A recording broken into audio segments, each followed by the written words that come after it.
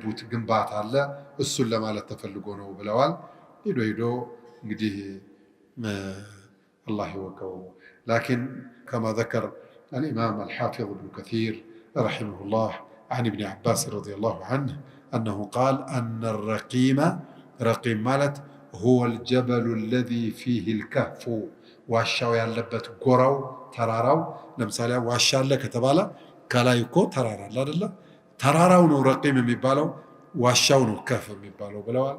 والله أعلم.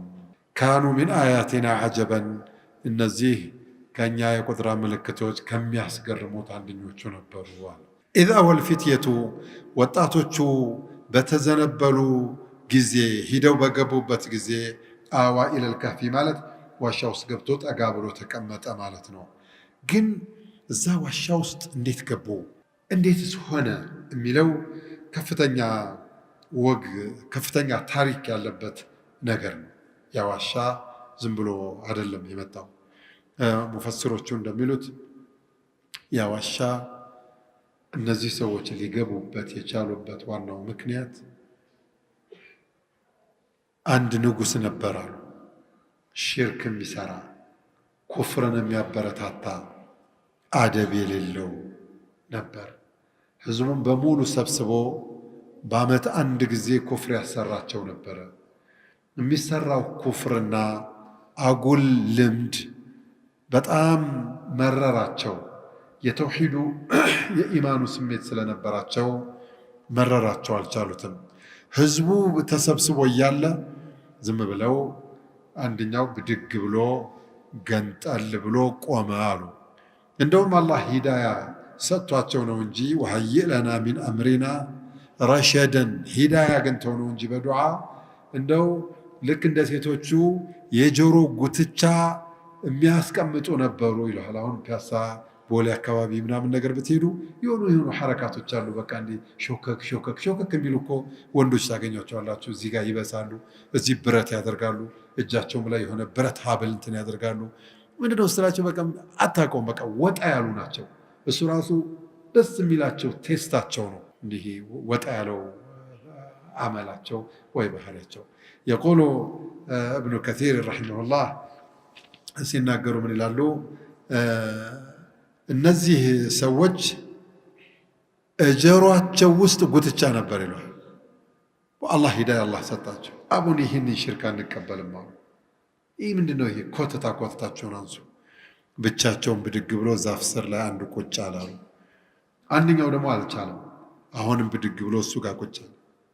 ያኛውም አላስቻለውም። ህዝቡ እኮ ዝም ብሎ እኮ እንትን እያለ ነው። ብድግ ብሎ ቁጭ አለ። በርካታ ሆኑ። ምን ሆናቸው ነው ብቻቸውን እዚህ ቁጭ አላቸውት? መቼም ከጀማዓው ተገንጥሎ ብቻውን ቁጭ አለበት ሰው ቁጭ አለበት የራሱ የሆነ ምክንያት ይኖረዋል። ለምን እንደባበቃለን? ለምን በግልጽ አንነጋገርም? ምን ሆነን ነው ለብቻችን ተገንጥለን ቁጭ አልነው አሉ። እርስ በርስ እኮ ነው የተጠያየቁ ያሉት። እኔ መቼም አለ አንደኛው የሚሰሩት ኩፍር የሚሰሩት ሽርክ አልተመቸኝም። ሰው አላህ እያለ እንዴት ባዕድን ያመልካል? ጣዖትን እንዴት ያመልካል? እኔ አላረገውም ብዬ ነው ወላሂ። እኔም እሱም ብዬ ነው። እኔም ይህም ብዬ ነው። ፈጅተመዑ በሐሳብም አንድ ሆኑ፣ በአካል አንድ እንደሆኑ ሁሉ ከዛ በኋላ እንግዲህ ሽርክ ካስጠላን ተውሂድ ብቻ የሚዘመርበት ኢማን ብቻ የሚነገርበት የዒባዳ መስጂድ መስገጃ ቦታ ያስፈልገናል አደረጉ።